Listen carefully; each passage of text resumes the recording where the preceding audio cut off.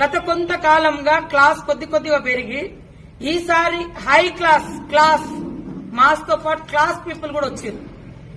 ఒకనొక దశలో అక్కడ ఏముంది, ఉట్టి దేవతలే కదా, ఊరు దేవుళ్లే కదా, ఎందుకు పోతున్నారు అన్నటువంటి కొంతమంది పూజారులు స్వాములు ఇంతమంది ఇక్కడికి రావడాన్ని కూడా జీర్ణించుకోలేక, దానికి తోడు ఆ రాజకీయ పార్టీల నాయకులకు కొంత మత కుల పీఠాధిపతులు ఉన్నారు.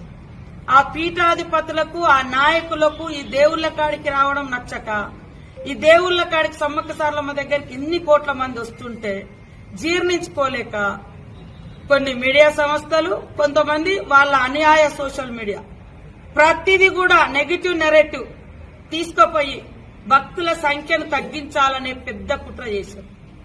దానిలో భాగమే ఒక స్వామి డైరెక్ట్ గా జాతరలో ప్రమాదాలు జరిగే ప్రమాదం ఉందని నువ్వు ముందస్తు ఒక వారం 4-5 రోజుల ముందు వారం ముందు యూట్యూబ్లలో పెట్టి అయినా కూడా జనాలు వచ్చారు.